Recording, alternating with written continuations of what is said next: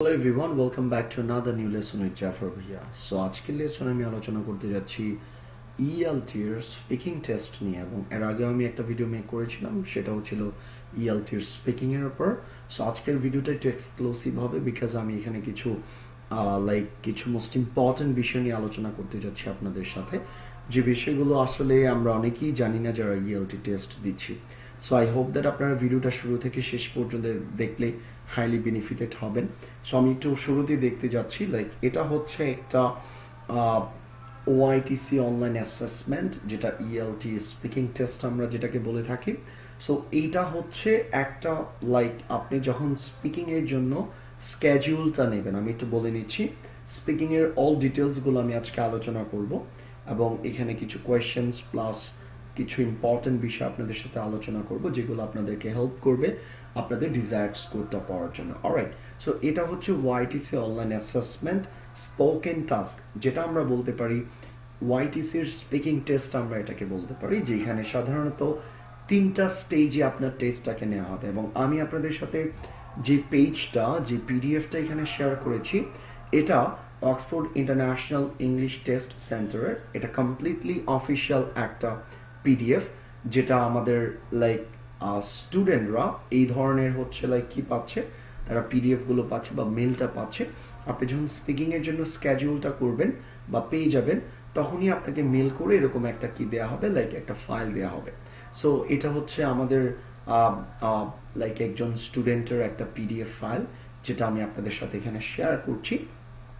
এবং আপনারা বিষয়টা আরো ইজিলি বোঝার জন্য আমি আপনাদের সাথে এই বিষয়টাকে শেয়ার করছি। ওকে, সো আমি একটু ডিটেলসটা নিয়ে আলোচনা করব যে আসলে স্পিকিং এর বিষয়টা আসলে কি। নর্মালি ওআইটিসি অনলাইন অ্যাসেসমেন্টের স্পোকেন যে টাস্ক আছে, এটা সাধারণত 3টা স্টেজে ভাগ করা: stage number 1, stage number 2 and stage number 3। So আজকে আমি সাধারণত আলোচনা করব স্টেজ নাম্বার 1টা নিয়ে, যে আসলে এই স্টেজ নাম্বার 1-এ কোন ধরনের কোয়েশ্চেন্সগুলো আপনার এক্সামিনার আপনাকে জিজ্ঞাসা করতে পারে এবং আপনার উচিত কিভাবে অ্যাপ্রোচ করা। ওয়েল, সো আপনারা এখানে দেখতে পাচ্ছেন যে 3টা স্টেজ যেহেতু আছে, সো আমি একটু শুরুতেই বলবো stage number 1। But stage number 1-এ যাওয়ার আগে একটু বলে নিচ্ছি স্পিকিং এর বিষয়টা। স্পিকিং এর জন্য আপনাদেরকে ডেফিনেটলি যেটা করতে হবে, আপনাকে স্কেডিউল নিতে হবে। এটা যেহেতু একটা অনলাইন টেস্ট, এটা আমরা যে কোনো সময় দিতে পারি, আমাদের কনভিনিয়েন্ট টাইমে আমরা আমাদের স্কেডিউলটা আমরা নিতে পারি। যদি তাদের যদি তাদের টেস্টের জন্য টাইমটা যদি অ্যাভেলেবেল থাকে ওদের ওয়েবসাইট থেকে, তারা ডেফিনেটলি যে কাজটা করবে, আপনি ওই টাইমটা পিক করতে পারবেন। এবং স্পিকিংয়ের জন্য স্কেডিউল নেওয়ার সিস্টেমটা হচ্ছে এরকম: আপনার যখন আপনার যখন লিসনিং এবং রিডিং টেস্টটা দেওয়া হবে, এর পরই আপনাকে বলা হবে যে স্কেডিউল ইউর স্পিকিং টেস্ট, মানে হচ্ছে তুমি তোমার স্পিকিং টেস্টের জন্য একটা স্কেডিউল নাও বা তুমি একটা কি করো, টাইম একটা সিলেক্ট করো। তো ওইখানে যখন আপনার অপশনটা থাকবে, আপনি যখন ওইখানে ক্লিক করবেন, তখনই তারা ওইখানে কিছু ডেটস দেখাবে, কিছু টাইম দেখাবে যদি অ্যাভেলেবেল থাকে। আর যদি অ্যাভেলেবেল না থাকে, তাহলে তারা বলবে যে please wait for a while or try again later, এরকম একটা কথা থাকবে। সো অনেকে আমাদেরকে আস্ক করছেন যে ভাই, আমি আসলে স্পিকিং এর জন্য স্কেডিউল পাচ্ছি না, যেহেতু এখন প্যান্ডেমিক সিচুয়েশন, আইএলটিএস পরীক্ষা দেওয়া যাচ্ছে না, সো ওয়াইটিসির উপর একটু প্রেশার আছে, যার ফলে যেটা হচ্ছে তাদের স্পিকিং এর স্কেডিউলটা নেওয়াটা অনেক বেশি রাশ তাদের, সো যার কারণে একটু লেট হয়।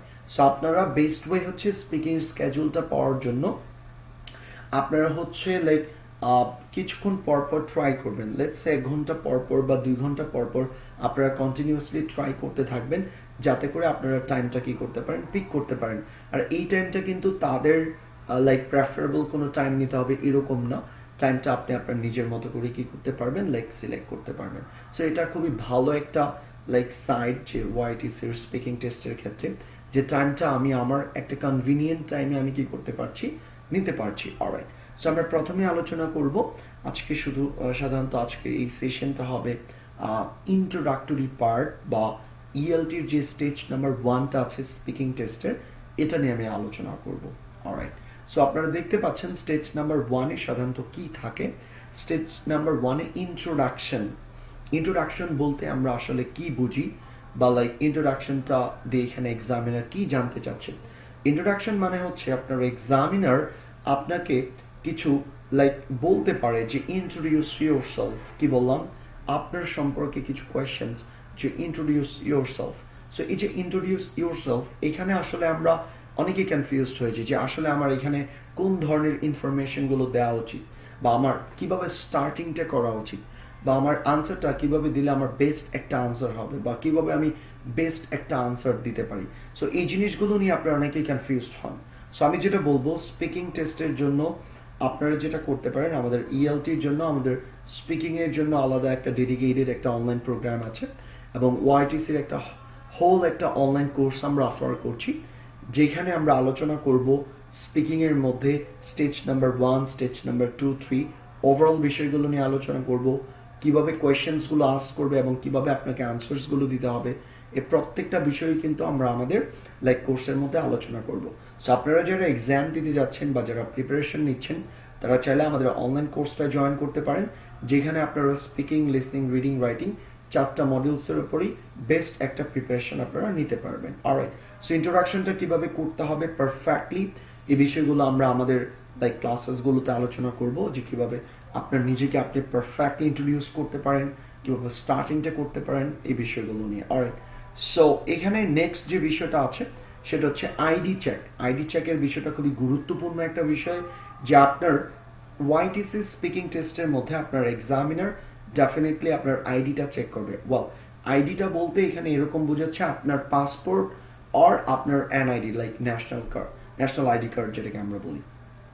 সো আপনি চাইলে আপনি যেটা করতে পারেন, আপনার পাসপোর্ট দিয়ে এক্সাম দিতে পারেন, আপনি আপনার ন্যাশনাল আইডিটাকেও শো করতে পারেন। অলরাইট, সো এই দুইটাই সাধারণত আইডিটাকে রেফার করছে, আপনি যে কোনো একটা দিয়ে কি করতে পারবেন, আপনার টেস্টটা দিতে পারছেন। সো এই আইডি চেকটা আসলে কিভাবে হয়, এক্সামিনার যখন পার্ট 1-এ আপনার টেস্টটা নিচ্ছে, সে ইন্ট্রোডাক্টরি পার্টের পরপরই সে বলবে যে can I see your ID, অথবা বলতে পারে can you show your ID please.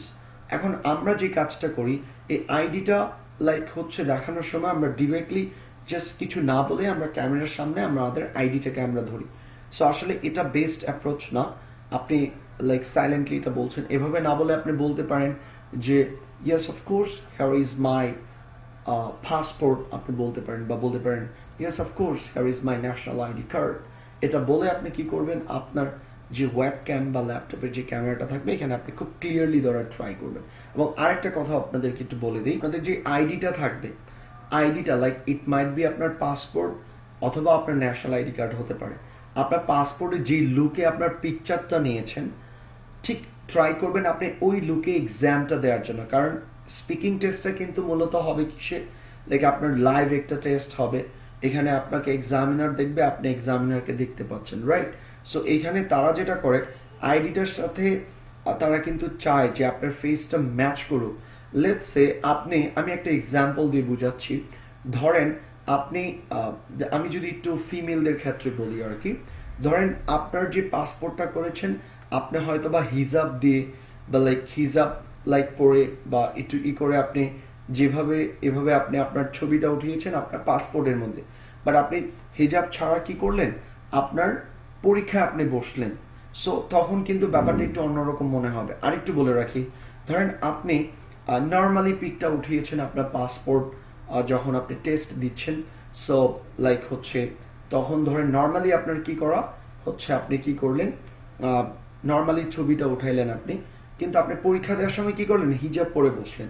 সেক্ষেত্রে কিন্তু ব্যাপারটা একটু প্রবলেমেটিক হতে পারে। সো আমি বলবো যে বেটার আপনার যে লুকটা ছিল আপনার পাসপোর্ট বা ন্যাশনাল আইডি কার্ডের যে লুকটা, ঠিক ওই লুকে ট্রাই করবেন বসার জন্য। ইভেন দ্যাট লাইক মেলদের ক্ষেত্রে, ছেলেদের ক্ষেত্রেও সেম। আমাদের অনেকেরই লেটস সে আপনার আপনি যখন পাসপোর্ট করেছেন আপনার চুলগুলো অনেক বড় ছিল, বাট এখন অনেক ছোট করে ফেলছেন বা এরকম। সো তখন আপনি একটু ট্রাই করবেন ওইটার সাথে লুকটা একটু ম্যাচ করানোর জন্য। এটা আসলে কিছু স্টুডেন্ট কিছু প্রবলেম ফেস করেছে, এক্সামিনার প্রিভিয়াসলি কিছু স্টুডেন্ট পরীক্ষা দিয়েছে, তারা অনেকেই বলছে যে স্যার এরকম একটা কমপ্লেন করছে যে অথেন্টিক মনে হচ্ছে না তাদের কাছে, এক্সামিনারদের কাছে। সো এখানে অনেকে জিজ্ঞাসা করলাম যে ওয়াই। সো অনেকে বললো যে আমি যখন পরীক্ষায় বসছি তখন আমার চুলগুলো অনেক বড় ছিল, বাট আমার পাসপোর্টের ক্ষেত্রে আমার চুলগুলো ছোট ছিল। সো সেই ক্ষেত্রে একটা ব্যাপার, অনেকে ধরেন যারা ফিমেল আছে অনেকে হিজাব পরে পরীক্ষায় বসছে, বাট পিকচারে হিজাব পরা ছিল না। সো এই বিষয়গুলো একটুখানি প্রবলেম হয় আইডি চেকিং ক্ষেত্রে। সো এই জিনিসগুলো একটু খেয়াল করে দেখবেন।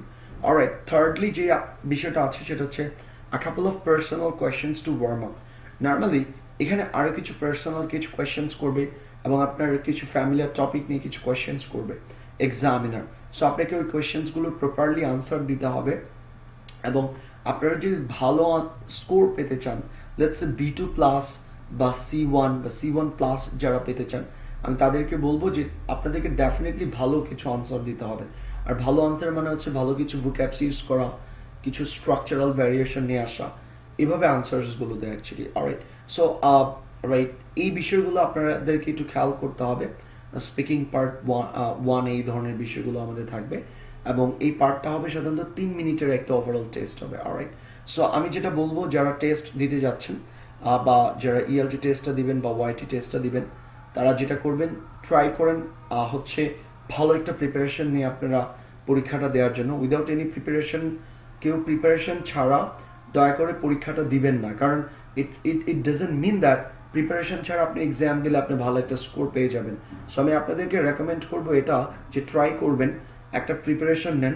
আর প্রিপারেশনের জন্য আমরা ইংলিশ ওয়ার্ল্ড আছি, লাইক আপনাদেরকে হেল্প করব ইচ ইন এভরি সেক্টরে, আপনাদেরকে প্রিপেয়ার করব এবং এর জন্য আমরা একটা অনলাইন কোর্স অফার করছি আপনাদের জন্য, যে কোর্সটা খুবই কনভিনিয়েন্টলি আপনারা বাসায় বসে অনলাইনে করতে পারবেন এবং আমরা এখানে আপনাদেরকে বেস্ট সাজেশনস, বেস্ট আনসার্স এবং বেস্ট টিপস অ্যান্ড ট্রিক্সগুলো প্রোভাইড করবো সো দ্যাট আপনি আপনার ডিজায়ার্ড স্কোরটা পেতে পারেন। অলরাইট, সো ডিয়ার ক্যান্ডিডেটস, আমি আজকে এখানেই শেষ করবো, বাট শেষ করার আগে একটু বলে নিচ্ছি যারা আমাদের অনলাইন কোর্সে জয়েন করতে যাচ্ছেন তারা আমাদের স্ক্রিনে যে হোয়াটসঅ্যাপ নাম্বারটা আছে এখানে আমাদের সাথে যোগাযোগ করতে পারেন।